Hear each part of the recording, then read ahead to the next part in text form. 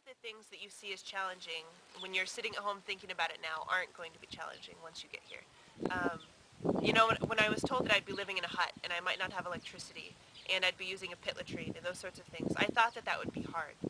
But those are the things that you get over pretty easily. One of the biggest challenges that we face is getting people motivated because nothing is going to happen if you don't give people an incentive. Things just happen on a slower schedule, and my definition of productive has had to kind of change a bit because projects, anything you want to do just may take a little bit longer because there's more obstacles and it's harder to get at the resources you need.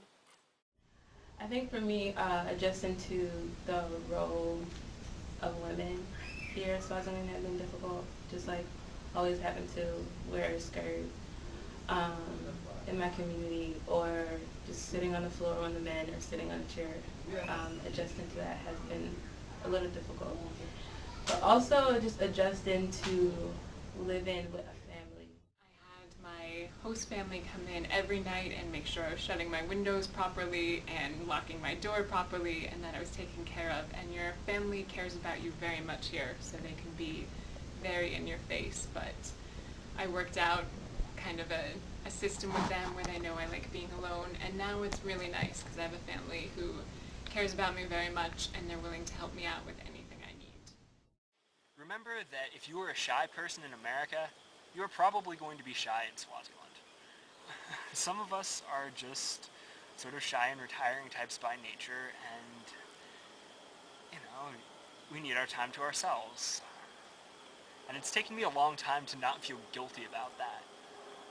It's important to force yourself to get out and talk, especially to your family, because I think that they represent you in the community to some extent. So it's really helpful to just go and sit with them and hang out, you know? I think living in a fishbowl, you're always kind of in the limelight, and that's very unusual. I mean, you can't hide in a crowd in Swaziland. Not being able to talk about political things. Okay, you have friends here, you have Swazi friends, and you have your Peace Corps friends, but the way I see it is like they're more colleagues. The biggest adjustment is being okay with being alone like that. A lot of times I handwrite friends back home letters. Just sitting there to take the time to write makes you feel like you're a little bit closer to them. I've also just taken up new habits, like I'm learning the guitar and doing things like yoga, all sorts of things that just take your mind off of being alone. You know, you don't really feel the need to be out with a whole bunch of different people. You kind of just accept it and get used to, you know, the slower way of life here. I think the most difficult thing for me has been kind of the loss of identity that I've felt. A lot of the things that I did on a regular basis in the U.S. aren't things I can do here.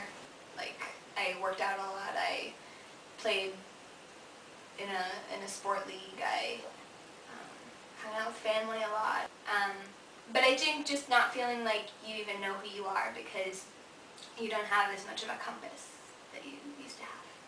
People are a lot more open with like body images, so you get comments that you would never get in America, and it's hard to just like step back and be like, okay, that's cultural. So the body image is kind of a hard thing to deal with at times. Just comments, and that's everyone. If you're skinny, if you're overweight, anything, you're going to get comments, and some of them are just friendly. A lot of times it's just meaningless, but to an American, when you hear it, you're just like, what? There are a lot of really positive things, like serving in Swaziland, but you will deal with death. It's affected every single person in my group, and I know it's already affected Group 7. So it's something that you will deal with, and it's hard. And it may be someone you're close with, it may be someone in your community, it may be a child, it may be an elder. You will know someone that has died, and that is the number one, I think, challenge going in here. My biggest challenge is the apathy that I see most people feeling. It's a very relaxed culture, and so I think that plays a big part of it. But everything is no problem and no big deal, and we'll get to it. It'll happen. But the hardest part is seeing people who are just so apathetic about what's happening in their country. that there's not a lot of motivation to make things different. And so it's sad for me to see people not caring sometimes. When you care so much and then you can't make someone care, which is really hard. Yeah. But it's something that they've like lived with for a long time, and it's just part of their life now. Like seeing people get sick and seeing people die often is just something that's very normal to them.